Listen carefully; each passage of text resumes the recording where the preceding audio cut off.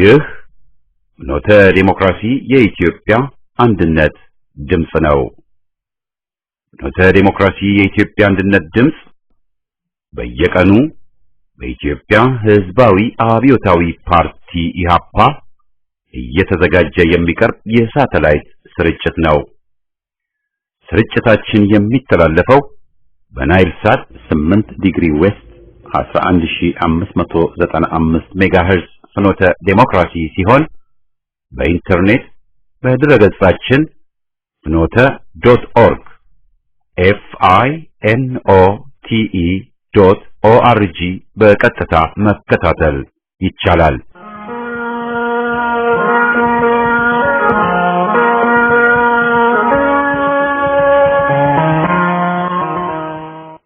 ተነስተልኝ እንደምን አመሻችሁ ቆንጆቻችን። ዛሬ አርብ ሰኔ 27 ቀን 2011 ዓ.ም ነው። ፍኖተ ዲሞክራሲ የኢትዮጵያ አንድነት ድምፅ በየቀኑ ከምሽቱ 1 ሰዓት እስከ 3 ሰዓት የሚያስተላልፈውን መደበኛ ፕሮግራም አሁን ይጀምራል። በቅድሚያ ዜና በማስከተልም የብርጋዴር ጀነራል አሳምነው ጽጌ ልጅ ወይዘሪት ማህሌት አሳምነው የእናቷን መታሰር አስመልክቶ ከፍኖተ ዲሞክራሲ ጋር ያደረገችውን ቃለ ምልልስ እናቀርባለን። ከዚያም የደብዳቤዎች አምድ ዝግጅታችንን አሰምተን ክፍል 1 ፕሮግራማችን ይጠናቀቃል። የጸጥታ ኃይሎች የብርጋዴር ጀነራል አሳምነው ጽጌን ባለቤት ወይዘሮ ደስታ አሰፋን በቡራዩ ከተማ ይዘው በቁጥጥር ስር ያዋላቸው መሆኑ ታውቋል። በአሜሪካን ሀገር የምትገኘው ልጃቸው ወይዘሪት ማህሌት አሳምነው ለፍኖተ ዴሞክራሲ በሰጠችው መረጃ የጀነራሉ ባለቤት የተያዙት ሐሙስ ሰኔ 27 ቀን በቡራዩ አሸዋ ሜዳ ከሚገኘው ቤታቸው መሆኑንና ተይዘው ወደ ሌላ ቦታ የተወሰዱ መሆናቸውን ገልጻለች። ከጥቂት ቀናት በፊት የጀነራሉ ቀብር በተፈጸመበት ወቅትም ቤታቸው ተበርብሮ የተለያዩ ቁሳቁሶች ተወስደዋል። ከዚህም በላይ አጎቷ የብርጋዴር ጀነራል አሳምነው ወንድም ኃይለ ሥላሴ ጽጌ ቀብሩ ላይ አለመገኘታቸውና የደረሱበት አለመታወቁን ተናግራለች።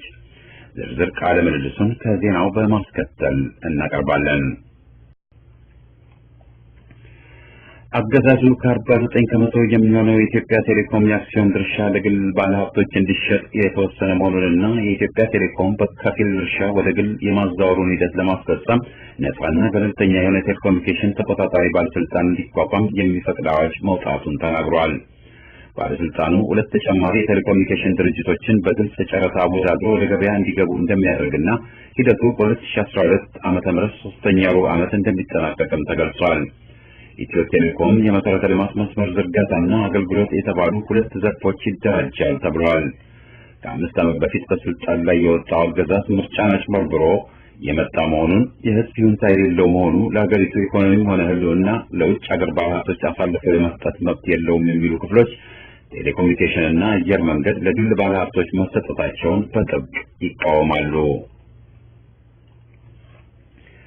ወደ ጅቡቲ የሚጓዙ የከባድ መኪና አሽከርካሪዎች በየመንገዱ መበላሸት ምክንያት ችግር ላይ የወደቁ መሆናቸውን ለዜና ምንጮች ገለጹ።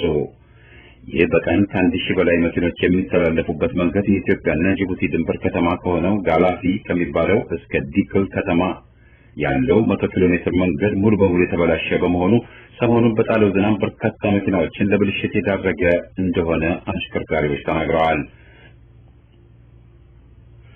ክራይሲስ ግሩፕ እየተባለ የሚጠራው ተቋም ሰኔ 27 ቀን ባሰራጨው ዘገባ የሲዳማ ሕዝብ ክልል የመሆን ጥያቄ በአግባቡ ካልተያዘ ከፍተኛ የእርስ በርስ ግጭትን ሊቀሰቅስ ይችላል ብሏል።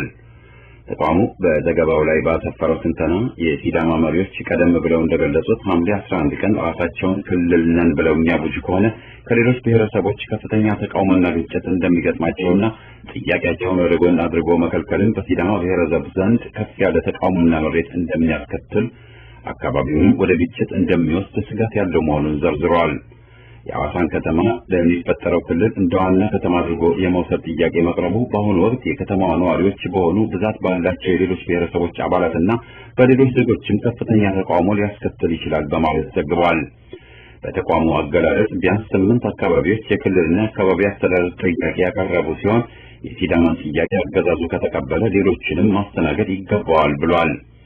አገዛዙ በጉዳዩ ላይ ምንም ዝግጅት አለማድረጉ ችግሩን የሚያባብሰው መሆኑን ገልጾ መፍትሄ ሊሆን የሚችለው ከጠያቂዎቹ ጋር በመደራደር በሌላ ቀነ ቀጠሮ ላይ ውሳኔ ህዝብ እንዲካሄድ ማድረግ ነው ብሏል። በሱዳን ስልጣን ላይ ያለው የወታደሩ አገዛዝና በተቃዋሚነት እየተንቀሳቀሱ የነበሩት የነጻነትና የለውጥ ኃይሎች የሚባሉ አካል ተወካዮች ሰሞኑን ባደረጉት ውይይት በሽግግር ሂደቱ ላይ ስምምነት የደረሱ መሆናቸው ተነግሯል። በዚህም መሰረት ለ3 ዓመት የሚቆይ የሽግግር ካውንስል የበላይ በሚሆነው አካል ውስጥ 5 ከወታደርና 5 ከሲቪል እንዲወከሉ ስምምነት ላይ የተደረሰ ሲሆን 11ኛውን አባል ከሲቪል ሆኖ ሁለቱ በተስማሙበት መንገድ እንዲወከል ተስማምተዋል። ለመጀመሪያ 21 ወራት ከወታደሩ የሚወከለው እንዲመራና የመጨረሻዎቹን 18 ወራት ከሲቪል የሚወከለው እንዲመራ ስምምነት ተደርሷል። በቅርቡ ተቃውሞ በሚያሰሙ ዜጎች ላይ የደረሰውን እልቂት አስመልክቶም ነፃና ገለልተኛ በሆነ አካል እንዲመረመር ተስማምተዋል። የፓርላማውን ጥንቅር አስመልክቶ 67 ከመቶ ከሲቪል 33 ከመቶ ከወታደር እንዲሆን ቀደም ብሎ ስምምነት ላይ መደረሱ ይታወቃል። የስምምነቱ ዜና በይፋ ሲነገር ቁጥሩ በርካታ የሆነ ህዝብ ወደ አደባባይ ወጥቶ ደስታውን ገልጿል። አድማጮቻችን ለዛሬ ያጠናቀርነው ዜና በዚሁ ይጠቃልላል። ሰላም ጤና ይስጥልኝ ውድ የፍኖተ ዲሞክራሲ ሬዲዮ አድማጭና የፍኖተ ራዕይ ተመልካቾች በሙሉ ኮሎኔል አብይ አህመድ ከመጣ ጀምሮ ዘርን መሰረት ያደረገ ግድያ ማፈናቀልና በተቀነባበረ የመንግስት ሴራ የተለያዩ ንጹሃን ኢትዮጵያውያን ዜጎች በግፍ ተገድለዋል። በዚህ ባሳለፍነው ሳምንት ብቻ ብርጋዴር ጀነራል አሳምነው ጽጌን ጨምሮ የተለያዩ ባለስልጣናት ምንነቱ ባልታወቀ ምክንያት ተገድለዋል። ከብርጋዴር ጀነራል አሳምነው ጽጌ ግድያ ጋር በተያያዘ ሙሉ በሙሉ በሚጣረስ መልኩ ያገዛዙ ሚዲያዎችና አጃቢዎቻቸው የተሳሳተ መረጃ ሲያስተላልፉ ቆይተዋል። ይህንን አስመልክቶ የኢህአፓ የኢትዮጵያ ህዝባዊ አብዮታዊ ፓርቲ ድምጽ የሆነው ፍኖተ ዲሞክራሲ ፍኖተ ራዕይ ብርጋዴር ጀነራል አሳምነው ጽጌ የበኩር ልጅ ማህሌት አሳምነው ጽጌ ጋር በአባታቸውና በቤተሰቧ ላይ እየተፈጸመም ያለውን ግፍ የገለጸችበትን ቃለ ምልልስ ይዘን ቀርበናል። ተከታተሉ። እሺ እንግዲህ ማህሌት አሳምነው ጽጌ በመጀመሪያ በአባትሽ በብርጋዴር ጀነራል አሳምነው ጽጌ ላይ ስለደረሰባቸው ኢሰብአዊ ግድያ እናንተም ልጆችና ባለቤታቸው እንዲሁም የቅርብ ዘመዶቻችሁ ስለደረሰባችሁ ሐዘን በፍኖተ ዲሞክራሲ ሬዲዮና በፍኖተ ራዕይ ተመልካቾች ስም ከልብ እናዝናለን፣ አዝነናልም። ማህሌት አባትሽ ምን አይነት ሰው ነበሩ? መቼ በስልክ ተገናኛችሁ? ያው እንደ አባቴ ከአባትነት ውጪ ሌላ ምንም የማውቀው ነገር አልነበረም። ለመጨረሻ ጊዜ አርባ አግኝቼው ነበረ በስልክ ሁሉ ነገር ሰላም ነበር። ላይ ከዛ ቀዳሚ ድጋሚ ያው ሶሻል ሚዲያ ላይ ሳይ ምናምን ነገር ስደውል ስልኩ ዋናሳ ይሄ ነገር ከተፈጠረ በኋላ ደጋግሜ ሞከርኩ ላይ ኦንላይን ላይ ነበር ዋትስአፕ ምናምን እስከ 10 ሰዓት አካባቢ ላይ በኢትዮጵያ እስከ 4 ሰዓት አካባቢ ኦንላይን ነበር። ምንም ደጋግሜ ሞከርኩ አላነሳም። ከዛ እናቴ ጋር ደወልኩኝ። ያ ችግር ተፈጥሯል፣ እኛም እንዳንቺ ነው እየጠበቅን ነው አለች። እናትሽ ሀገር ቤት ናቸው የነበሩት በሰዓቱ? ነበርቻው። እሺ ማህሌት እንደው አባትሽን ድንገት ነው መተው የወሰዷቸው ወይስ እንደው እንዳጋጣሚ ከስራ ሲመለሱ ጠብቀው ነው የያዟቸው? እኔ ያው እዛ ስለማልኖር ያየሁት ነገር የለም። ገብቶሃል? እንደሰው ነው ላይ በእንትን የሰማነው ግን ቀን ምሳ ሰዓት ላይ ቤት ገብቶ ምሳ በልቶ እንደወጣ ሰምቻለሁ በሰላም። የዛን ቀን ችግር ተፈጠረ የተባለ ቀን ከዛ ውጭ በቃ ሰማን እንደ ችግር ተፈጠረ አለ። ከዛ በኋላ እሱንም አግኝተን ማስረጃ ያስረዳናቸዋለን። መልሼ ማዘርጋ የመጨረሻ ሰዓት ላይ 2 ሰዓት ከምናምን 2 ሰዓት ከሩብ አካባቢ ደውሉላት በቃ ትንሽ ችግር ተፈጥሯል እደውልልሻለሁ አለ። ከዛ በኋላ እሱን መልሶ አልደወለም። እየሰማን ነገር የለም። እንደዚህ 2 ቀን በኋላ ተገደለ። ስለዚህ አባታችሁን መዳረሻ ለ2 ቀን አታውቁም ነበር ማለት ነው አይደል? አናውቅም። ስልካቸው ላይ ቢደወልላቸው ለማንም አይመልሱም ነበር ማለት ነው? ዝግ ነበር። እኔም ከዚህ ስሞክር ዝግ ነበር። ከኢትዮጵያ ማለት ነበር። ስለዚህ አባትሽ ከጠፉ ከ2 ቀን በኋላ መሞታቸው ታወቀ ማለት ነው። አንቺ መቼ ወደ ሀገር ቤት መጣሽ? እኔ ኢትዮጵያ የቀሩ ቀን ነው የገባሁት። ኢትዮጵያ ወደ የገባሁት። እሺ ምናልባት እስቲ ስለ አባትሽ አፍረጅ። ምክንያቱም እየተነገረን ያለው ነገር ከጠቅላይ ሚኒስትሩም ከሌሎችም አባትሽ ብርጋዴር ጀነራል አሳምነው ጽጌ ጥፋተኛ እንደሆኑ የመፈንቅለ መንግስትም አስበው እንደነበረ ከሌሎች ግብረ አበሮች ጋር በማለት ወንጅለው እንደነበርና ከዛ በኋላ ደግሞ የተለያዩ ሚዲያዎች የተለያዩ ሰዎችን እያቀረቡ በርሱ የሚጣረስ መረጃ ነበር ሲያሰሙን የነበረውና አንቺ ከቤተሰቦችሽ ጋር ማለት ስለ አባትሽ እስቲ ነገር አባትሽ ምን አይነት ነው? እኔ አሁን በሚባለው መልኩ ምን ለመናገር አባቴ ነው በእንደዚህ አይነት ባህሪያውን በሚባለው ለእውነት ሁሌም እንደሚቆም አውቃለሁ። ሁላችንም ልጆች ምንሰብ ሁሌም እውነት ተከተሉ ማለት በጣም ፈሪሃ እግዚአብሔር ያለው ሰው ነው። አባታችን ለአያታችን በጣም ቤተክርስቲያን ሰው ናቸው። እዛው ነው የሚሉት። እናቱም እንደዚህ ቤተክርስቲያን ናቸው አያቴ። እሱም በጣም ፈሪሃ እግዚአብሔር ያለው ሰው ነው። ለትልቅም ለትንሽም የሚታዘዝ የሚያከብር ሰው ነው። ይወራው ነገር ጋር ጭራሽ እንደዛ አይነት ማንነት ያለው አባት አይደለም። እሺ እንግዲህ የቤተሰቦችሽ ሁኔታ አሁን ላይ ዛሬ ላይ ምን ይመስላል? እንዲሁም የቀብር ስነ ስርዓቱስ ምን ይመስል ነበር? ቀብር በስነ ስርዓት ያው ገብቷል። አንዳንዴ ታስበው እንደውም ለኛ እንደ ቤተሰብ አጣ ነው ሳይ ለኛ ስቃይ ሆነብን እንጂ ለሱ ረፍትም አልነበረው። ሁሌ በጣም ስራ፣ በጣም ጭንቀት፣ በጣም ነገር ገፋን። በዚህ ይሄን 9 አመት ሙሉ እስር ቤት ሆኖ አሳለፈ። አሁን ላይ 1 አመት በስነ ስርዓት ደስታችንን እንኳን አጣጥመን አልጨረስንም ነበር ገና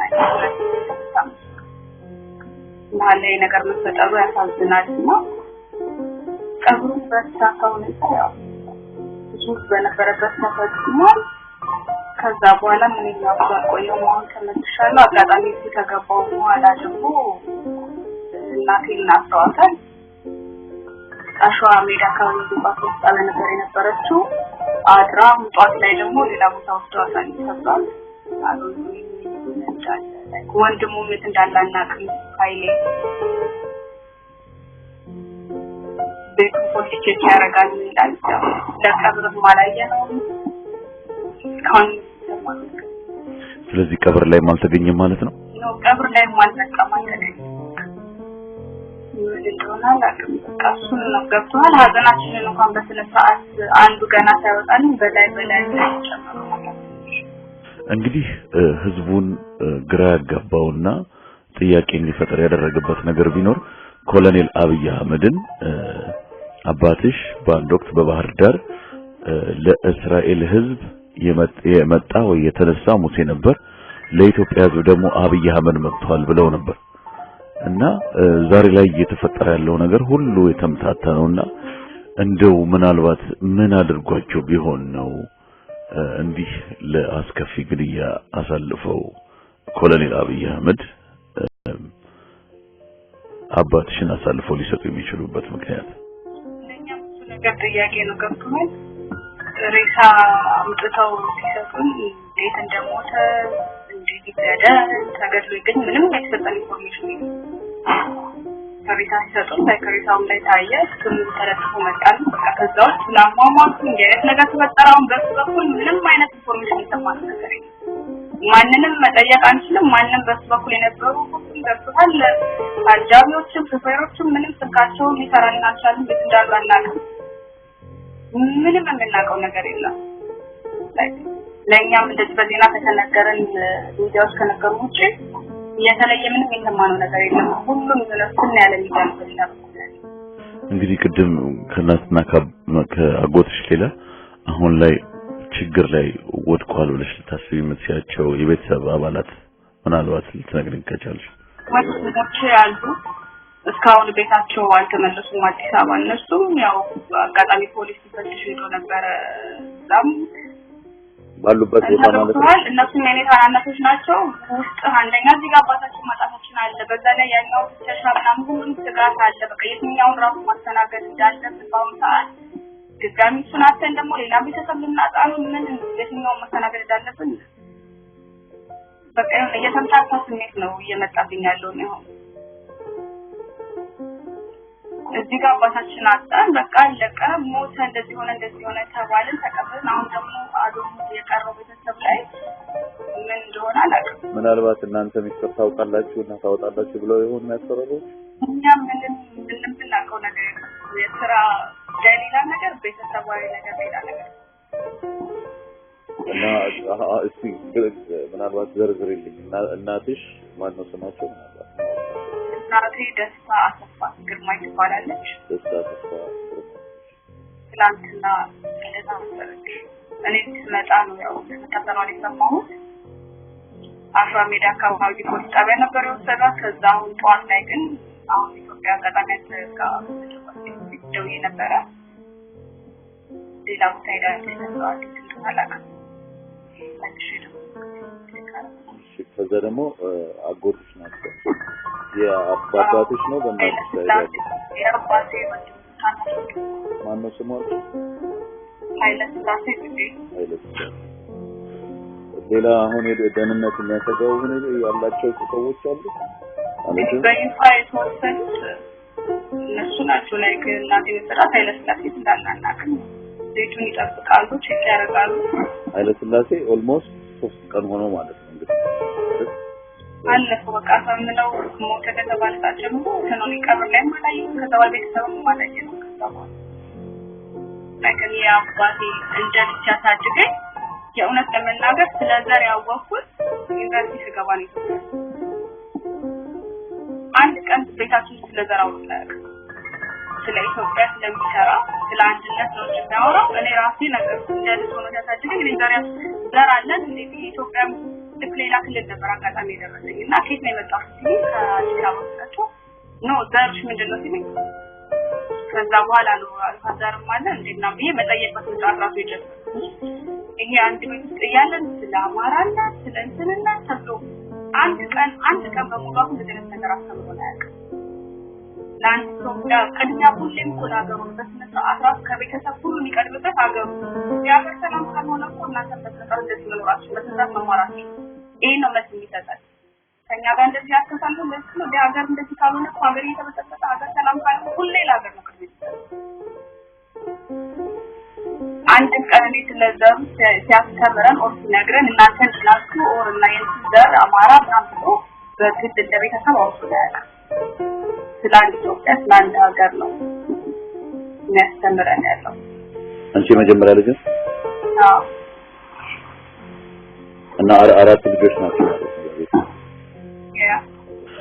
አንቺ ስንተኛ ክፍል እያለሽ ነው እንግዲህ መጀመሪያ አባትሽ ታስረው የነበሩት ለመጀመሪያ ጊዜ ማለት ነው አዎ በመለስ ሰዓት ነው ላይ ለታስተውቃል ሃይስኩል ተማሪ ነበር ከዛኛ ያኔ አዲስ አበባ ነበር ሻንቺ አዲስ አበባ ነበር እና የታሰረ ነበር የታሰረው ያው አንዴ ሞት ከዛ ከሞት ደግሞ ወደ ልክ ተሻሽሎ በቃ ገብቷል ብዙ ፈተና ለኛ እንዳፋት የእስር ቤት ይሻለን ነበር አለ ብለን መሄዳችን መጠየቃችን ማለት ነው ያው ባስ ከበያቤር እውነቱን እንዲያወጣ ከበያቤር ብቻ ነው የሚጠብቀው ምክንያቱም በእኛ ምንም የደረሰ ምንም የምናውቀው ነገር ስለሌለ እንዴት ምንም በስሎክ የሰማነው ነገር ስለሌለ በስሎክ የመጣ መረጃ ምንም የምናውቀው ነገር ስለሌለ ከበያቤር ነው የሚጠብቀው አሁን ዛሬ አሁን ይሄን በመድረክ የእናንተ ቤት እየተፈተሸ ነው እና ሌሎች ነገሮች እየተደረጉ ነው ከዚህ በፊት ፈትሸዋል እኛ አንቺ እዛ ያለሽ እኔ እዛ ነበርኩ ገና ከዚህ መንገድ ላይ ነበር አጋጣሚ ማዘር ላልበላሁና ሬሳ እየጠበቀች ነበረ አዲስ አበባ ገብቶ አያቴ ነበረች ፈትሸው የሚፈልጉትን ዕቃ ምናምን ወስደዋል ቤት ውስጥ የቆመ መኪና አስነስተው ምናምን ሄደዋል ከዛ በሁለተኛው ቀን ድጋሚ መጥቶ ላይ የሚመጣ ሰው ካለሽ ካርቱ ይጫዋል አሁን ደግሞ አጋጣሚ ትላንትና ማዘር ያው ሊቀጥታ ከዛው ከመጣለ ነበር ታላሪ በለቀት ታላሪ ነበር አዲስ አበባ ቀጥታ ነው አዲስ አበባ ነው ሽገው ነው የሚለው ያርሳስ ምን ሰው መጥቶ እንደተባለ ተሰማው ካምስ ነው እንግዲህ አባትሽ ብርጋዴር ጀነራል አሳምነው ጽጌ የአራት ልጆች አባት ናቸው ትልቅ ኃላፊነት ተረክቧል የአራት ልጆች አባት እንዲሁም ደግሞ ከማጣት ጋር ያለውን ህመም እኛ እንዳንቺ ሆነን ሊሰማን ነው ያው የደረሰበት ሰው ነው ያውቀው ብዙዎች በኢትዮጵያ ውስጥ ባሉበት ጊዜ የተለያዩ ሰዎች ተገደሉ ምን ሲባል እኛ እንደሩቅ ስለሆነ ህመሙ አይሰማም ለቤተሰብ ግን ያመናል ለልጆች ለእናት ለወለደች ያማልና ምን ተሰማቸው ምናልባት ልጆቹ ምን ያውቃሉ ያንቺ ማለት በቃ በጣም ያዘነው ሁሌ ለሀገር አንድነት ላይ ሁሌ ለሀገር ብሎ ቅድሚያ የሚሰጠው እየነገፈነ ከኛ ከቤተሰቦቹ ከልጆቹ በላይ ለሀገሩ ቅድሚያ የሚሰጠው መጨረሻው በእንደዚህ መልኩ መሆኑ ትንሽ በጣም አዝነናል እንደ አባት ስናጣው ደግሞ ስሜት አለው በጣም ደግሞ የሰራለት ነገር በቃ ሁሌ ለሀገር የተሰጠ 9 አመት ሙሉ እስር ቤት ማሳልፏል ብዙ ነገር አልፏል ዛም እየተመላለሱ ብዙ ነገር አይተናል ያው ገና ከተፈታ አንድ አመት ነው ስለዚህ አባትሽ የመጨረሻውን ልጃቸውን ያዩት ለመጨረሻ ጊዜ 3 አመት እያለ ነው ማለት ነው ያው በማረሚያ ቤት ስንመላለስ እንገናኘው ከዚህ በኋላ እንደዚህ በቃ በረቀት ተፈልገ ያው ማረሚያ ቤት ታቋላ ብዙ ነገር በሰዓቱ አዲስ አበባ ነው ወይስ ሌላ ክፍለ ሀገር ነው የታሰሩት አዲስ አበባና ዝዋይ እንግዲህ እናንተ ስለ አባትሽ የተለያዩ ሚዲያዎች ማለትም አገዛዙን ደግፈው የቆሙ ሚዲያዎች ስለ አባትሽ የተለያዩ ነገሮች ሲናገሩ ይሰማል እንግዲህ ምን ተሰማችሁ ምንስ እንዲደረግ ትፈልጋላችሁ ዛሬ ላይ የኢትዮጵያ ሕዝብ ምን እንዲያውቅ ትፈልጋላችሁ የኔ አባት በመግደላም ይናቃል በመሸሽን በማምለጥም የሆነ ነገር ለእውነት ብቻ እንደሚታገላጋለው ለእውነት ብቻ ከዚያም ታስሮ 9 አመት ሙሉ መስዋዕት ከፍሏል ለኢትዮጵያ ሲል አይደለ ለአንድነት ሲል ነው የዛን የሚገባው አሁንም በመግደላም እሱም ማያደርገው ብቻ እውነቱ እስኪወጣ ተጠብቃለን ተረጋግጦ እውነቱ እስኪወጣ ሊጠብቅና እንዲሰርክ ነው የሚፈልገው ከዛ ውጭ ደግሞ የተረፈው ቤተሰብ ተስማል ያሰጋኛል አሁን እናቱ ጉዳይ ያሰጋኛል የወንድሞች ምናቆት ማሰደኝ የሁሉም ጉዳይ ያሰጋኛል የትኛውን ማስተናገድ እንዳለብኝ በዚህ ሰዓት አሁን የትኛውን ሀዘን ይጣልን የትኛው ደግሞ ሌላ ነገር ምንድነው ኔክስት የሚመጣው ብዬ ማሰብ የትኛው ማሰብ እንዳለብኝ አላውቅም ለሁሉም ደግሞ ቤተሰቦቻቸው ታስቡ ነው መስማማት ነው ቴኑ የሁላችንም ነው ሁላችንም የተማሩ ሰዎችን ጀግኖቻችን አከናል ለአንድ ነገር ቢሰሩ ሰዎችን አከናል በአንድነት ሰውነቱ እስከሚወጣ ድረስ እሺ ማለት እናትሽ እንዳልሽኝ ወይዘሮ ደስተና አሰፋ እንዲሁም ደግሞ አጎትሽ ኃይለሥላሴ ጽጌ የት እንደገቡ አይታወቅም በዛና የኢትዮጵያ ሕዝብ ምን እንዲያደርግላችሁ ፈልጋላችሁ ማለትም ከቆናችሁ ቆሞ ጥያቄያችሁ እንዲጠይቅ ውጪ ያለው ህብረተሰብ ቆናችን አትሊስት የተቀመጡት ቤተሰብ አትሊስት በሰላም አንተ የተወለድክበት ሀገር ላይ እንደዛ መሆን ይከብዳል አይደል አትሊስት በሰላም እውነቱ እስከሚወጣ አትሊስት ለኢትዮጵያ ሕዝብ እውነቱ እስኪወጣ ድረስ ተረጋግቶ ቢጠብቅ እና ማንም ላይ ባይፈርድ ደስ ይለኛል አንዳንዴ የምሰማው ነገር ሄጂኝ እያለ ደስ ስለማይ ከቷል ሁላቸውም አሁን ያጣናቸው ሰዎች ለአንድ ዓላማ የሚሰሩ ሰዎች የነበሩ ሰዎች ናቸው እነሱ በማጣችን ሁላችንም ተጎድተናል እንደ ሀገር ብዙ ነገር አስተናል ሰው ተረጋግተን እውነቱን መጠበቅ ነው እንግዲህ እውነቱን ከዚያ ያወጣል ብዬ ነው የማምነው ምክንያቱም በሱ በኩል እስካሁን እየሰማን ያለው ሚዲያ ሁሉ በአንድ ሳይድ ብቻ ስለሆነ በሱ በኩል ምንም የሰማነው ነገር ስለሌለ እውነቱን የሚያውቀው ያየን ሰው ካለ እንጭልጠታል ካለ እንግዲህ ማለት ይሄንን ቃለ መጠይቅ በማደርግበት ሰዓት ካንቺ ጋር ከኢትዮጵያ ቀጥታ ከገባሽ በኋላ ከጥቂት ሰዓታት በኋላ ነው እንግዲህ ያገኘውሽና እንደሚደክምሽ ምንም ጥርጥር የለውም ግን ፈቃደኛ ሆነሽ የሆነ ያሉትን ነገሮች ለመንገር ስለወደድሽ እናመሰግንሻለን ግን ህብረተሰባችን አውቆ ዛሬ ላይ ለውጥ የተባለው ነገር ለውጥ እንዳልሆነና ለተወሰኑ ግለሰቦችና የህብረተሰብ ክፍሎች ብቻ መብት እንደተሰጠና ሌላው እንዲታፈን የተፈለገበት ነገር ነው የሚታየውና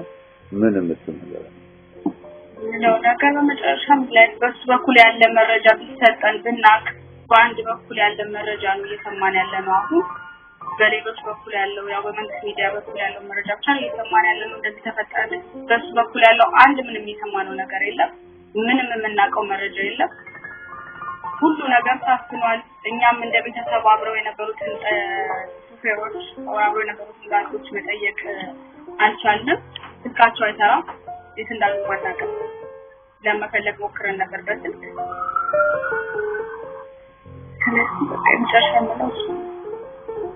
ማለት ሪባባች ጉዳይ የነበረውን ነገር ሁሉ ተነገርሽን እናመሰግናለን ይሄንን ነገር ለተመላው ኢትዮጵያ እናደርጋለን አይቶም ደግሞ የኢትዮጵያ ህዝብ ያንቺን አባት ሰማዕትነት አንስቶ ለኢትዮጵያ መልካም ነገር የሚያመጣበት ህልሙ እንደኛ ሐሳብ ህልሙ ታላቅ ተንተከመ ይሁንና አንቺም ከነገርሽን ዘረኝነትን ማያስብ ሰው የቤተክርስቲያን ቀልጠው ነውና ሁሉም ህብረተሰብ የዚህን ጀግና አባት አሪያ ይዞ ለትግል እንዲነሳ የበኩላችንን ጥረት እናደርጋለን ፍትህም እንዲያገኝ ከመንም በላይ ፍትህ እንዲያገኝ ምክንያቱም የውጭ ፍትህ እውነቱን እንዲወጣ ፍትህ እንዲያገኝ እውነቱን እንዲናገሩ ምክንያቱም እውነት አልተናገሩ ለኢህአፓ ታቂ የሆነን እንጂ አሁን ለምሳሌ የኢህአፓ አባላት መዳረሻቸው አይታወቅም ታስሯል 29 የኔን እድሜ ያክል ታስሯል እኔ አልጭካኔ እንደሚሰራ ማለት ነው እግዚአብሔር ካንቺ ጋር ነው ጽናቱን ይስጣችሁ ማለት ምን እኔ እስካሁን ቢገርም እውነቱ የምትለኝ አይደለም ማለት ማመን ራሱ እየከበደኝ ለትናንት ተፈታተው እስካሁን ውጤን በግድ ነው እየሰማሁት ያለው እውነቱ እየመሰለኝ አይደለም አሩን ሜቢ ከተፈታ ሄጃ አላገኘሁትም ስለዚህ አባትሽ ከተፈቱ በኋላ በአካል አልተገናኛችሁም ማለት ነው አይደል ቀባና ገኘሁት በጣም ቢዚ ነበር ስራ በስልክ ነበር የምንገናኘውና ወይ መጣለው ወይ መጣለው እንገናኛለን እየተባለ እስካሁን እውነት አይመስለኝም እኔ ራሴ ማለት ባንስ ጎን ያምናለው ባንስ ጎን እውነት አይመስለኝም የተዛባት ነው እግዚአብሔር ያበርታሽ ማለት ይሄ እንግዲህ በዚህ ወቅታዊ ሁኔታ ህይወታቸውን ላጡ ኢትዮጵያውያንና ለቤተሰቦቻቸው ፍኖተ ዲሞክራሲ ፍኖተ ራዕይ ሚዲያ መጽናናትን እንመኛለን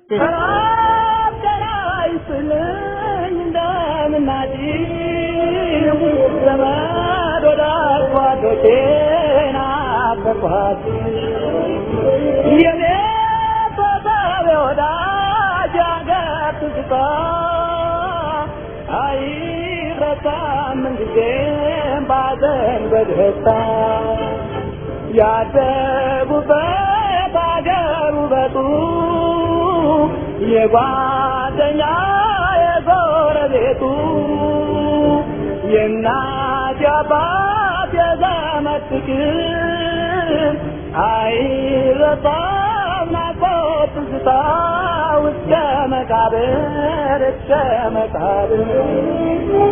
ልጆች ሲጫወቱ ውሃ እየተራጩ በለመለመ መስክ ከብቶች ሲፈንጩ በተዋበው ጫካ አፏብስ ያፏጩ ሕይወት አዲስ ነበር የደስታ ደብዳቤዎች አምድ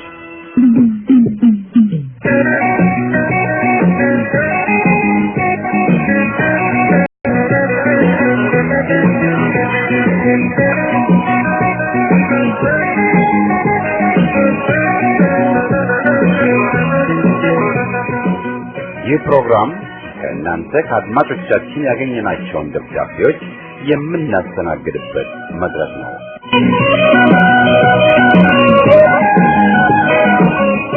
ለፍኖተ ዲሞክራሲ የአድማጮች መተንፈሻ መድረክ አዘጋጆችና አቅራቢዎች እንዲሁም የፕሮግራሙ ተከታታዮች የከበረ ሰላምታዬ ይድረሳችሁ። በአሁኑ ጊዜ አብይና ጓደኞቹ የመጡት አማራውንና ኢትዮጵያን ለማጥፋት መሆኑ ግልጽ ያልሆነለት ሰው አለ ብዬ አላምንም። ይህ ሀቅ እንዳለ ሆኖ ግን በህዝብ ጎራ በኩል ድክመታችንን ማወቅና ማረም ይጠበቅብናል እላለሁ። ያለው የፖለቲካ ሁኔታ ሳይቀየር በድርጅትና ዝግጅት መስክ መዝረክረክን ማሳየታችን ለጉዳት አጋልጦናል። ጀነራል አሳምነው ሚሊሻ እያሰለጠኑ ነው ወሬ ሲናፈስ ከርሟል። ፋኖ ፋኖ እየተባለም ክላሽን አንግቦ ላይታች ማለቱም ራስን አጋልጦ አስቆጥሯል።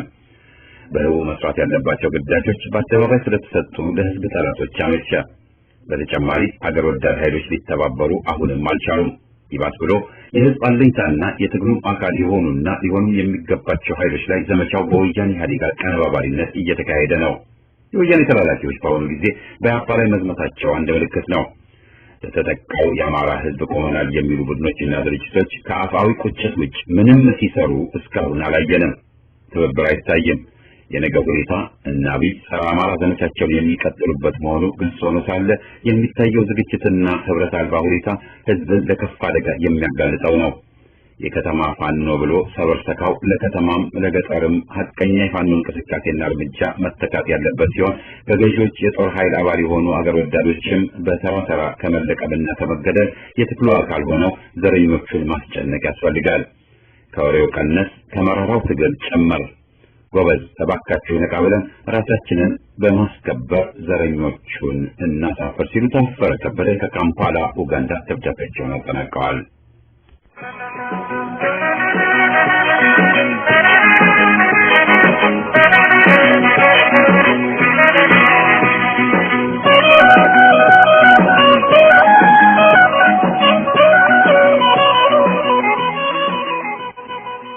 ይድረስ ለፍኖተ ዲሞክራሲ የኢትዮጵያ አንድነት ድምጽ የኢህአፓ የሳተላይት ሬዲዮ ስርጭት የዘወትር ዓርብ የደብዳቤዎች አምድ መርሃ ግብር ባለፈው ሰሞን በተከሰቱ ግድያዎች ሐዘኑ የሀገርና የኢትዮጵያ እንደሆነ ጥሩምባ የመንፋት ልምድ ባላቸው ወናፎች ሲቦተለክ ከረመ። ጄኔራሎቹም ሆኑ የአማራ ገዢዎች የሀገርና የህዝብ ደመኞች ናቸው። ለ28 ዓመታት የኢትዮጵያን ህዝብ ደም ያፈሰሱና ደም እንባ ያስለቀሱ መሆናቸውን የወጋን ዘረኛ አገዛዝ ሊያዘናጋን የሞከረው ሙከራ ከሽፎበታል። አንዳንድ ጥራት ነጠቆች የአማራ ሹማምንትን ግድያ የሞተው ወንድምሽ የገደለው ባልሽ ከሚለው ጋር ሊያመሳሰሉት ሲጥሩ ይታያል። ግድያው የተከሰተው በሁለት ተጻራሪ አቋሞች ምክንያት መሆኑን ለመረዳት የሚያስፈልገው ንጹህና አርቆ አስተዋይ አእምሮ ብቻ ነው።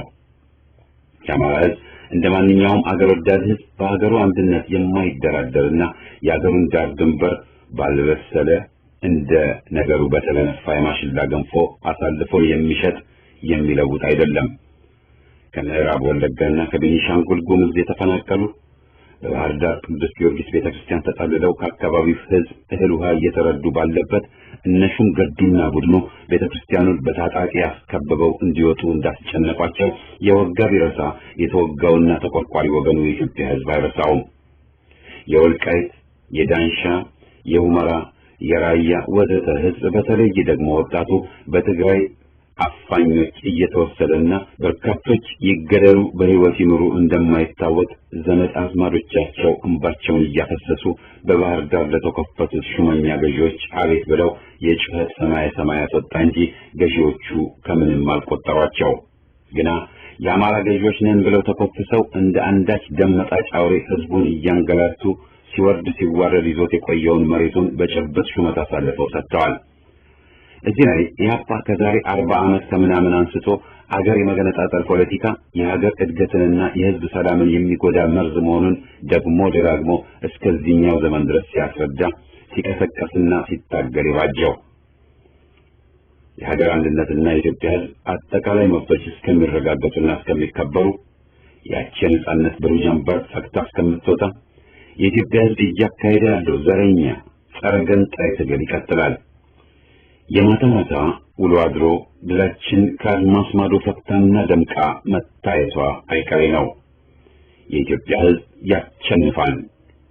የአገሩ የኢትዮጵያ አንድነትን ለማስከበር የሚታገለው ኃይል ድል ያደርጋል። ለማሸነፍ ሳይሆን ለማሸነፍ ነው የምንታገለው። እንዲያው ካነሳሁት ላይ ቀር ይህን በቃላት ተጋደሉ የሚለውን ጉዳይ ለወዳጅም ለጠላትም እኔንና ጓደኞችን ነገሩ በተነሳ ቁጥር መስቀላችን ኢህአፓን፣ ማህተማችን ኢህአፓን፣ እናታችን ትምህርት ቤታችን ኢህአፓን ለመቅበር በሸረሪት ድር የበከቱ በጥፋትና በተንኮል በታጀሉ ጭንቅላቶች ከ40 ዓመታት በላይ ትልቁ ተራራ ራስ ዳሸንን የሚያህል እየተከመረበት በቃ አለቀለት ቀበር ነው ሲሉ ክምሩን በእሳት እያጋየፈን ተው ሲል ኢህአፓ መድረገረኛ አንገቱን ሲቀልስ እያየን ነው። የኢትዮጵያ ህዝብ ያሸንፋል። ስለዚህ ጉዳይ በሰፊው ጉዳዩን ከጅምሩ የሚያውቁት የኢህአፓ አመራሮች አጥጋቢ ምላሽ የሰጡበት መሆኑን አስታውሳለሁ። ግና እኔስ ለምን ዝም ልበል አልኩና ያለኝን ለአድማጭ ላካፍል ተነሳው። ይህ ጉዳይ ከተነሳውበት ነጥብ ጋር ተያያዥነት አለውና ነው። ኢህአፓ በ60ዎቹ ይወጡ በነበሩ የዲሞክራሲ እትሞቹ ሸን ይጠቀም ነበር። ቆየት ብሎ ደግሞ ሸን እና ቸን እያፈራረቀ ይጠቀም እንደነበር ከኢህአፓ ድረገጽ የዲሞክራሲ እትሞችን ማንበብ ለግንዛቤ ይረዳል የሚል እምነቴንና ምክሬን መወርወር ወዳለሁ። እናሸንፋለን የሚሰጠን ትርጉም ጠበቅ ያለ ነው። ልበ ሙሉነትን የሚያመላክት ነው። በጀርመንኛ በማጥበቅና በማላላት ቃላት የተለያየ ትርጉም እንደሚሰጡ ይታወቃል። አማርኛም ባይበዛም የተወሰኑ ቃላት ሲጠብቁና ሲላሉ ትርጉማቸውም እንደሚለወጥ የታወቀ ነው። ይቅርታ ይደረግልኝ፣ የእንግሊዝኛ አንድ ቀላል ምሳሌ ልጥቀስ።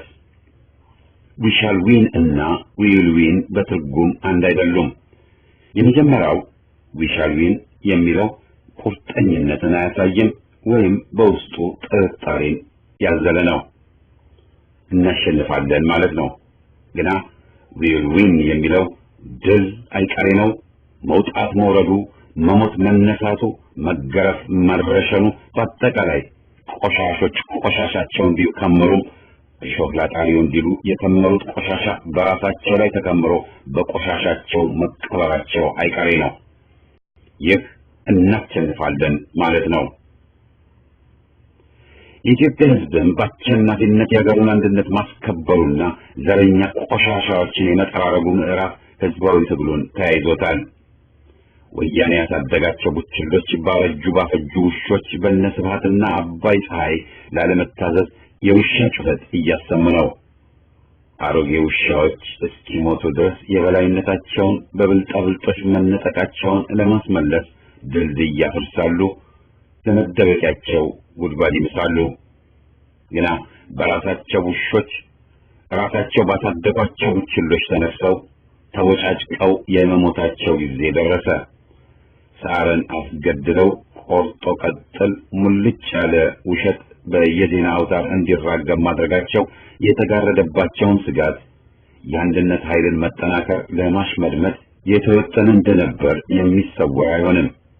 የአማራ ሹመኛ ገዢዎችን በኦዴፓ አማካኝነት አጠቃላይ ህዝቡን ትጥቅ በማስፈታት ዘመቻ እንዲሰማሩ ወያኔ ጠበቅ ያለ ቀጭን ትዕዛዝ ማስተላለፉን ያለመጠርጠር ደካማነት ይመስለኛል። ወያኔ ህወሓትና ኦዴፓ የአማራን ህዝብ አንድነት ለማናጋት እንዲያመቻቸው አሳምነው ጽጌን ከስራ ለማስወገድና ከዛም እንዲገደል ለክልሉ ሆዳም አማራ ሹማምንት መመሪያ መተላለፉን ከተለያዩ አስተማማኝ ምንጮች መገንዘብ ችያለሁ። ግና አሳምነው ነብር ሆነና የሰው ልጅ ሞት ክቡር ሞት ሞተ። ግና የአማራ ህዝብ አይሞትም። ግና የአማራ ህዝብ አይከፋፈልም። ግና ኢትዮጵያ አትከፋፈልም። ግና ሀገራችን አትገነጣጠልም። የኢትዮጵያ ህዝብ ያሸንፋል። ግና የአንድነት ኃይል ያሸንፋል። ግና የኢትዮጵያ ህዝብ ድል ይነሳል። እንተባበርና በአንድነት እንታገልና የወረቀት ላይ ነብሮቹን፣ ዘረኞቹን፣ ትምክህተኞቹን፣ ጠባቦቹን፣ የግንጠላ ፊት አውራሪዎችን እንደ አያት ቅድመ አያቶቻችን የአርበኝነት ተጋድሎ ድል እንንሳቸውና ባለ ሀገር የሀገር ባለቤቶች እንሆን እላለሁ።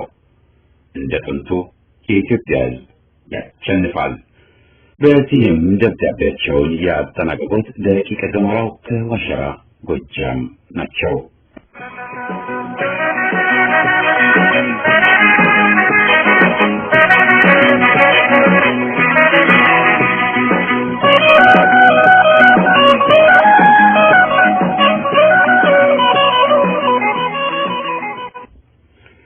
ተከታዩን ደብዳቤ ላኩልን ስንዱ ታ ከሳሪተ ምህረት አዲስ አበባ ናቸው። ለፍኖተ ዲሞክራሲ የኢትዮጵያ አንድነት ሬዲዮ ዝግጅት ክፍል የደብዳቤ ሐሳብ ከፍኖተ አድማጮች ጋር ሰሞኑን ከተከሰቱት የመጠፋፋት ሁኔታዎችን በተመለከተ የግል አስተያየቴን ለማጋራትና የመወያያ ርዕስ መክፈት እንዲያስችል ከሚል ሐሳብ በመነሳት መሆኑ ይታወቅልኝ። በቅድሚያ እንዲህ የመሰለው እርስ በርስ የመጠፋፋት ሁኔታ ወደፊትም ሊቀጥል ይችላል የሚል ጠንከር ያለ እምነት አለኝ። ለዚህ ማቅረብ የምችለው ምክንያት ኢህአዴግ የተባለው የወያኔ ጭምብል ለ28 ዓመታት የመግዛት አቅሙ እየተፈረከረከ መሄዱን፣ ፌዴራል የሚባለው ስርዓት ከመቼውም ጊዜ በባሰ የይስሙላ የሆነበት ዘመን ቢኖር ይህ የአሁኑ ወቅት መሆኑ የሚያነጋግር አይደለም። ምሳሌዎች አንድ ወርጋር ጌታቸው አሰፋ የሚባል ነፍሰ ገዳይን ከትግራይ መያዝ ባለመቻሉ አንዴ ለኢንተርፖል አንዴ በጋዜጣ ጥሪ ማቅረብ የሚለው ዝባዝንኬ፣ ኦነግ ባንክ እየዘረፈ ኦነግ የመከላከያ ዩኒፎርም በለበሱ ተዋጊዎቹ ከወያኔና ከኦዴፓ ጋር በጣምራ በሰሜን ሸዋ ቤተክርስቲያን እያቃጠለና ንጹሃንን እየጨፈጨፈ፣ በጋምቤላ በገለብ ወዘተ ከደቡብ ሱዳን በሚንደረደሩ ወሮ በላ ታጣቂዎች ተደጋጋሚ ጥቃትና ዝርፊያ በአካባቢው ህዝብ ላይ ሲፈጸም፣ ቄሮ በሚል ስያሜ የሚጠራ በትግል ስም ዝርፊያ፣ ማፈናቀል፣ ውንብድና እየፈጸመ በዘር ፖለቲካ ሳቢያ ህዝብ እየተፈናቀለ ቁጥሩ ከ3 ሚሊዮን በላይ ደርሶና አገራችን ከዓለም አንደኛ በሆነችበት ሁኔታ ከብቶች፣ ቡና፣ የቅባት እህሎች እና ሌሎችም በህገወጥ መንገድ በገፍ ከሀገር እየወጡ የጦር መሳሪያ ዝውውር እየተስፋፋና በጦር መሳሪያ ዝውውር ተያዙ የተባሉ ፍርድ ቤት ሳይቀርቡ መለቀቃቸው፣ የአደንዛዥ እጾች ገበያ እንዲደራ መደረጉ፣ ሴተኛ አዳሪነት እንደ አሸን እንዲፈላ መደረጉ፣ ከሁሉም በላይ የመንግስት ከፍተኛ እርከኖችና የስራ ዕድሎች አሁንም ስልጣኑን ለያዘው በኦህዴድ አባላት እየተሞሉ መሆናቸው በኮሎኔሉ እየተመራ ያለው ዘረኛ አገዛዝን ምንነት የሚያሳይ ነው እላለሁ። እነዚህ ጉዳዮች ተደጋግመው በፍኖተ በስፋት የተወሱ ሲሆኑ እኔ ያነሳኋቸው ለግንዛቤ ነው። ሰሞኑን የዘረኛው አገዛዝ ሹማምንት የተገዳደሩበት ምክንያት የተሰነጣጠቀ መስታወት በመሆናቸው ነው። በተለይ በአማራ ክልል የሆነው አንድ ቀድሞ የእጃዙር አገዛዝን በማይቀበሉና እንደ ቀድሞ በመቻቻል ስም በአጋሰስነት እንቀጥል በሚሉ መሃል የነበረው ፍጭት የጫረው እሳት መሆኑን መረዳት ተገቢ ነው ላለው የአማራ ህዝብ በግፍ ሲፈናቀል፣ ሲጨፈጨፍ በንግግር እንፈታለን ከማለት ባለፈ የክልሉ ሹመኛ ባለስልጣናት ድርጊቱን እየፈጸሙ የሚገኙትን ጽንፈኛ ቡድኖች ሲኮንኑና ለፍርድ እንዲቀርቡ ጋታህል አለመንቀሳቀሳቸው የአማራ ክልል እየተገዛ ያለው ዛሬም እንደ ትላንቱ በእጃዙር በኦዴፓና በህወሓት እንደሆነ በርካቶች የሚያንጸባርቁትን እጋራለሁ። የተፈጸመው ድርጊት መጋዣነታቸውን እንቢ ባሉና መጋዣዎችን እሺ ባሉ መሃል መሆኑን ማስተዋልን ይጠይቃል። የህዝቡ ሮሮ በማንነታችን መፈናቀል፣ መጨፍጨፍ፣ በመቻቻል ስም በእርቅ ስም እየወረደብን ያለው ግፍ ይቁም፣ ህልውናችንን ለማስከበር አስታጥቁን፣ አሰልጥኑን የሚል ነው። ለዚህ የህዝብ ብሶት መቻቻል፣ እርቅ፣ ትዕግስት የሚሉ ሃይማኖታዊ የሽንገላ ቃላት ማድመጥ ቀርቶ መስማቱም አንገሽግሾታል። በየመድረኩ የሚቀርቡለት የቃላት ሽንገላዎችንም በቃ እያለ ማስጠንቀቂያ እየሰጠ እንደነበር የሚታወስ ነው። የህወሓት ልዩ ኃይል የሚባል በሽምቅ የሚገድልና የሚያፍን ወታደራዊ ቡድን በወልቃይት፣ በራያ፣ በዳንሻ ወዘተ ህዝብን በየጊዜው እያሸበረ በሚገኝበት የክልሉ ሹማምንት ዝምታ ከበግም የባሰ ሆነና ህዝቡን ለተኩላዎች አሳልፈው በመስጠት እያስበሉት መሆኑ የታወቀ ነው። ከዚህ በመነሳት አንደኛ መገዳደሩ መፈንቅለ መንግስት ወይም መፈንቅለ መስተዳደር የሚባሉት ሁሉ ማደናገሪያዎች ናቸው። በጀነራል አሳምነው ጽጌና ቡድኑ የህወሓትና ኦዴፓን ተጽዕኖ ለማስወገድ የተካሄደ መሆኑ ሊታወቅ ይገባዋል። ከዚህ በመነሳት የተገደሉት ጀግና ተብለው እንዲጠሩ የተደረገው ግርግር የመለስ ዜናዊ ሞት ያስታውሰኛል። መለስ አረመኔ ነፍሰ በላ እንጂ ጀግና ሊባል እንደማይገባው ሁሉ እነዚህም ጀግና የሚለው ክቡር ቃል ሊሰጣቸው አይገባም እላለሁ። በተመሳሳይ የጀነራሎቹ አሟሟት ከአማራው ክስተት ጋር የሚያገናኘው እንደሌለ አብዛኛው እየተረዳው መምጣቱ እየታየ ነው። የጀነራሎቹ ግድያ በከፍተኛ ምስጢር በህወሓትና በኦዴፓ የተቀነባበረ ሊሆን እንደሚችል መገመት ተገቢ ነው። ገና ምንም ማጣራት ሳይደረግ በቅድሚያ በሁለቱ ቦታዎች የተፈጸሙት ግድያዎች የአንድ ሰው በጀነራል አሳምነው እንደተቀነባበሩ መነገሩ ምስጢሩን ለማዳፈን እንደሆነ አያጠራጥርም። ሁለቱ የህወሓት ጀነራሎች አንድም እርስ በርስ ተገዳድለው አንድም ቅጥረኛ ገዳዮችን በማሰማራት የተፈጸመ ለመሆኑ አያጠራጥርም። ጀነራሎቹ የህወሓት ነፍሰ ገዳዮች ነበሩና ጀግና ሊባሉ አይገባም። የአሶሳ፣ የአረካ፣ የበደኖን፣ የአርባ ጉጉን፣ የአዲስ አበባን፣ የአኝዋክ ህዝብ ወዘተ የጨፈጨፉ ናቸው። ጀግና ተብለው ሊጠሩ አይገባም። ለጠላት ማንባትም ኃጢአት ነው። ምድረ አርቲስት በሉን ባዮች ለአረመኔው መለስ ድምፅ አሰምተው ሲያነቡ ማፈሪያዎች ብለናቸዋል። ጉዳዩ መሰረታዊ ነው። ትግል፣ ህዝባዊ ትግል፣ ለሀገር ሉዓላዊነትና አንድነት የሚደረግ ትግል ገና ከመነሻው ጠላትን መለየት፣ ወዳጅን ማቀፍ ይጠይቃል። ለገዳዮች ማልቀስ በሀገር ላይ ከሚፈጸሙ ኃጢአቶች የከፋው ነው። ለምን ለጌዲዮ ህዝብ፣ ለምን ለራያ ህዝብ፣ ለምን ለወልቃይት ህዝብ፣ ለምን ለአጣዬ ህዝብ ወዘተ ደረት እየተደቃ አልተለቀሰም ብዬ መጠየቅ እወዳለሁ። ያስተዛዝባልና ለአረመኔ እንኳ ማፍሰስ በፈጣሪም ያስጠይቃልና እናስብበት። የህዝብ መብቶችን ለማስከበር፣ የአገር አንድነትን ለማስከበር፣ የወጣቶች ስራ የማግኘት መብቶችን ለማስከበር መደረግ የሚገባው በቅድሚያ ጠላትን መፈረጅ ነው። ከጠላት ጋር ተደባልቀው ሊወቁ የሚገባቸው እበላባዮች ናቸውና እነዚህን ነጥሎ መምታት የድል ጎዳናን ያጸራል የሚል አስተያየት አለኝ።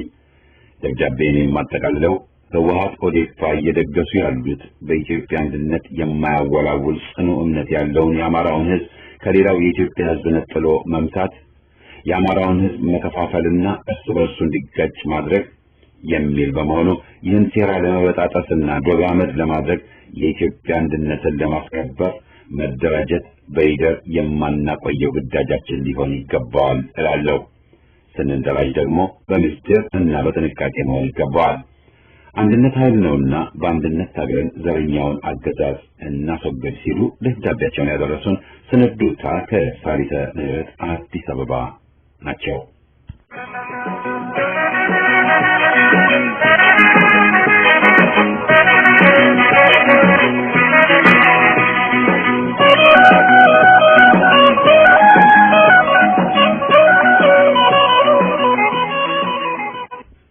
ለፍኖተ ዲሞክራሲ የኢትዮጵያ አንድነት ድምፅ የሬዲዮ ፕሮግራም አዘጋጆች እና የፕሮግራም አድማጮች ለሁላችሁም ሰላም ይሁንላችሁ እላለሁ። ዘረኞችና ጠባቦች ኢትዮጵያዊ አንድነታችንን፣ አብሮነታችንን እና ሰላማችንን ያኖረ ስነ ልቦናችንን፣ ታሪካችንን፣ ባህላችንን ዘመቻቸውን ከከፈቱብን ከ4 አስርት ዓመታት በላይ አስቆጠረ። ሃይማኖታዊ፣ ሞራላዊ፣ ሰዋዊ ባህሪዎቻችን ሁሉ ደብዛቸውን ሊጠፋ ያልተማሰልንና ያልተቆፈረልን ጉድጓድ የለም። ዛሬ ኢትዮጵያ ሀገራችንና ዜጎቿ በከፍተኛ ፖለቲካዊ፣ ኢኮኖሚያዊ፣ ማህበራዊና ባህላዊ ቀውሶች እያዋዠቋት ይገኛሉ። ሀገራችን ለደረሰችባቸው ዘርፈ ብዙ ችግሮች መንስኤዎቹ የጨቋኝ አገዛዞች የፈጠሯቸው መሆኑን በውል መረዳት ወደ መፍትሄዎቹ ለመቅረብ ያስችለናል። ከ40 ዓመታት በላይ በባዕድና አገር በቀል ጠላቶቻችን ሲሴር የባጀና የተቀነባበረ ሴራ ውጤት ነው። ሻዕቢያ፣ ወያኔ፣ ኦነግ፣ ኦህዴድ፣ ብአዴን ወዘተ ሁሉ ለዛሬ ኢትዮጵያ አሳዛኝና አሳፋሪ ገጽታዎች የየራሳቸው ድርሻ አላቸው። ሻዕቢያ ኤርትራ የኢትዮጵያ ቀኝ ተገዢ አገር ስለሆነች ብቸኛ መፍትሄዋ ከኢትዮጵያ መገንጠል ብቻ ነው ማለቱ ብቻ ሳይሆን የጠባቦችና ጸረ ኢትዮጵያ ቡድኖች መፈልፈያና ማሰልጠኛ ጉሮኖ ሆኖ አገልግሏል። ወያኔም ከሻዕቢያ ጉያ መፈጠሩና የሻዕቢያ ጥቅም አስጠባቂ እንዲሆን ተቀርጾ የተፈጠረ ጸረ ኢትዮጵያ የሆነ ጎጠኛ ቡድን ነው። በመሆኑም የኤርትራን ጥያቄ የቅኝ ግዛት ጥያቄ መሆኑን ተቀበሉ ብሎ እስከ ማስገደድ የደረሰና በማኒፌስቶውም ላይ በሰነድነት አስቀምጦታል። ወያኔ ገና የሽግግር መንግስት ነኝ በሚልበት ወቅት ከህግ አግባብ ውጭ ኤርትራውያንን ባርነት ወይስ ነጻነት በሚልና በማይመረጥ ምርጫ ኤርትራን የገነጠለና ያስገነጠለ ጸረ ኢትዮጵያ ቡድን ነው። ከ1967 ዓ.ም ጀምሮ ወያኔ የፖለቲካ ስርዓትን አልነበረም ጠላት አድርጎ የተነሳው። የአማራ ህዝብ የትግራይ ህዝብ ጠላት ነው ብሎ ፈርጆ የተነሳና በ27 ዓመታት የስልጣን ዘመኑም የቀጠለበት መሆኑም ማንም የማይክደው የቆሸሸ ታሪኩ አካል ነው። ኦነግ የተባለውም ጽንፈኛና ጠባብ ቡድንም ዓላማና ግቡ ከወያኔና ሻዕቢያ የመገንጠል አባዜ የተለየ አይደለም። እንዲያውም ስለ ኢትዮጵያዊነቴ እደራደራለሁ ባይ አመራሮችን ያፈራ ቡድን ነው። ከዚህ ላይ ሁሉም ጠባብና ጽንፈኛ ቡድኖች የሚመሳሰሉባቸውና የሚተሳሰሩበት የጋራ ባህሪያት አላቸው።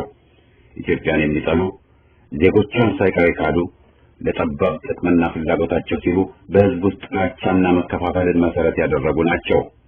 ሁሉም ኢትዮጵያን ጠል ከሆኑ ባዕዳን ኃይላት ጋር እየተመሳጠሩ የፈጸሟቸው ጸረ ኢትዮጵያ፣ ጸረ ዜጎቿ፣ ጸረ ሰላም የሆኑ ተግባሮቻቸው ድምር ውጤት ለዛሬዋ ኢትዮጵያ ምስቅልቅል ችግሮች ፈጣሪዎችና መንስኤዎች ናቸው። ፋሽስታዊው ደርግ ለ17 ዓመታት ኢትዮጵያውያንን እየጨፈጨፈ ሊባጅ የቻለው ወያኔ ለ28 ዓመታት በዘር እየከፋፈለ አገር ሊያፈርስ የቻለው ብቻውን ነበር ብሎ ማስቀመጥ ወይም መደምደም ስህተት ነው። ተማርን የሚሉ የአዋቂ አጥፊዎችም ጭምር መሆናቸውን ከዘነጋን ከታሪካችን መማር አንችልም። የተማሩ የሚባሉ ዶክተሮችና ፕሮፌሰሮች ወገናቸውንና አገራቸውን ለጥቅም ሽጠው ለፋሽስቶችና ዘረኞች አገዛዝ መወጣጫ እርካቢ ሊሆኑ ያገለገሉ ጭምር ለዛሬው የሀገራችን ሁለንተናዊ ውድቀት ተጠያቂዎች ናቸው።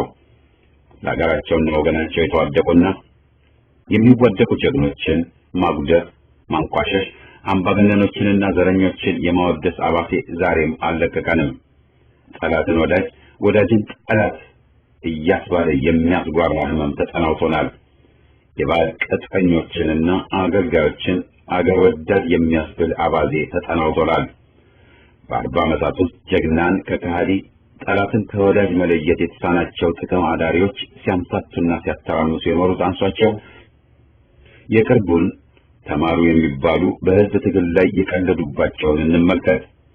ወያኔ ከነግሳንግሱ ወደ መቀመቅ ይውረድ ይወገድ ብሎ ሲታገል የኢትዮጵያ ህዝብ አሜሪካና ወያኔ ከሸሪኮቻቸው ጋር በመግባባት ያደረጉልንን ሹምሽርና የህዝብ ትግል ዝርፊያ ተግባርን ለውጥ መጣልን፣ ለኢትዮጵያ ብርሃን በራላት፣ ነጻነትን ፈነጠቀልን እያሉ በየመድረኩ ሲያጣበቡ አረ እየተስተዋለ ለሚላቸው ወገን ጆሮ አልነበራቸውም።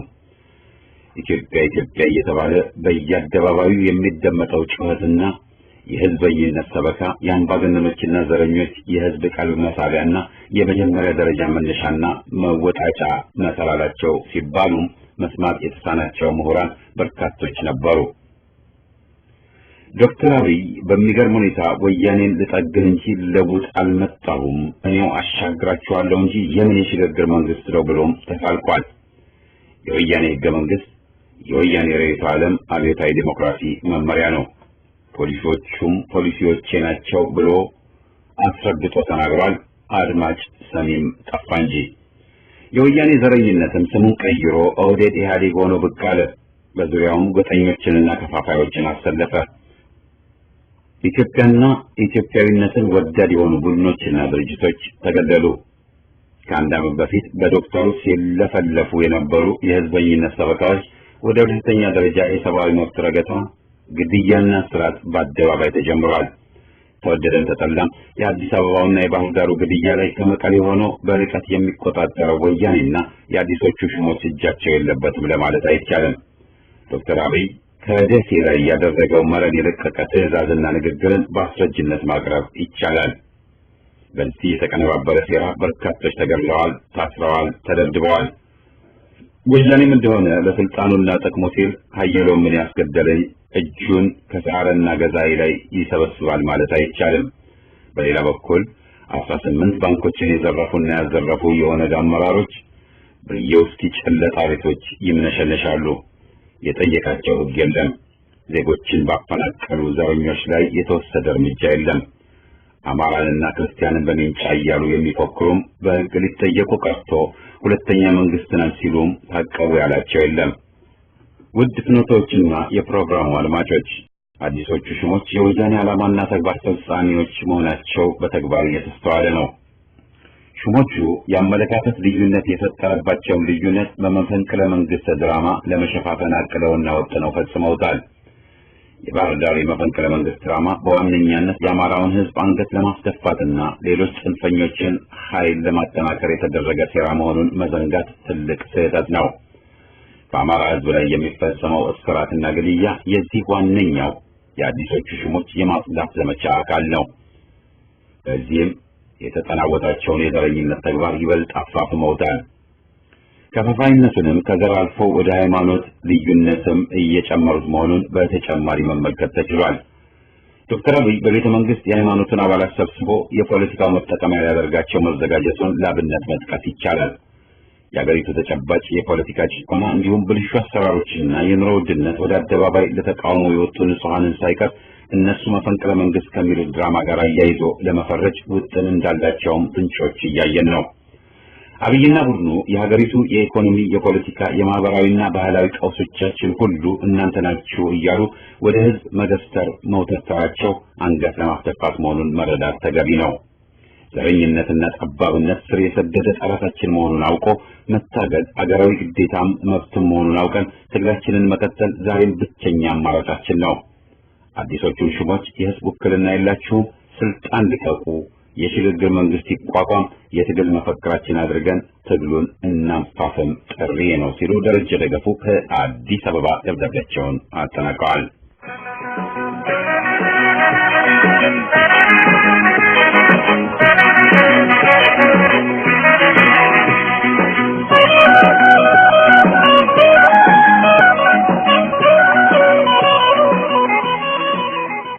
ይድረስ ለፍኖተ ዲሞክራሲ የደብዳቤዎች አምድ ዝግጅት ክፍል። የግንቦት ሰባት መሪዎች ከህዝብ ትግል ጋር ከተለያዩ ዓመታት አልፈዋል። አሁን ደግሞ በሌላ ስም የፖለቲካውን መድረክ ማደፍረሱን ተያይዘውታል። ዶክተር ብርሃኑ በኒውዮርክ ሆርን ኦፍ አፍሪካ ኮንፈረንስ እያለ ከወያኔ ጋር ሲሰራ ሰንብቶ ስልጣን ሲይዙም ከጎናቸው ከቻለ ነው። መለስ ዜናዊ የዩኒቨርሲቲ መምህራንን እነ ዶክተር መኮንን ቢሻውንና ሌሎችንም ሲያባርር አለ ክፍያ ለስራ ብሎ የተሰለፈ ሰው ነበር።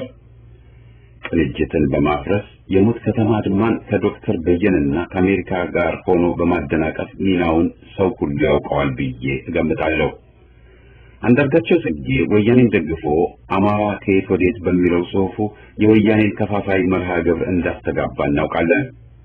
ከዚያም በኋላ ግንቦት ሰባት ብለው ያደረሱትን ጉዳት ማንም አይረሳውም። የፈለጉትን የፖለቲካ አቋም መያዝ መብታቸው ቢሆንም ዛሬ አብይና ለማን ደግፈው ያውም ሶሻል ሚዲያ መዝጋታቸውን አድንቀው የሚለፍቱት ግን እጅ ያሰኛል። አንዳርጋቸው የበፊቱ እጅ መንሻ አልበቃ ብሎት አሁን ደግሞ አንድ ሐሰት የተሞላ የጉራ ክታብ ለገበያ አቅርቦ የፈረደበት ኢህአፓን ይዘልፋል። የሁሉንም ጉድ የምታውቁት እናንተ ባልገባት ምክንያት ዝምታን መርጣችሁ ትገኛላችሁ። አይበቃም? እነዚህን መሰሪዎች ማጋለጫውና ጉዳቸውን መዘግዘቂያው አልደረሰም ነው የምትሉት? አስቡበት እስቲ ሲሉ አየለ ኃይሌ ከዋሽንግተን ዲሲ ሰሜን አሜሪካ ደብዳቤያቸውን አጠናቀዋል።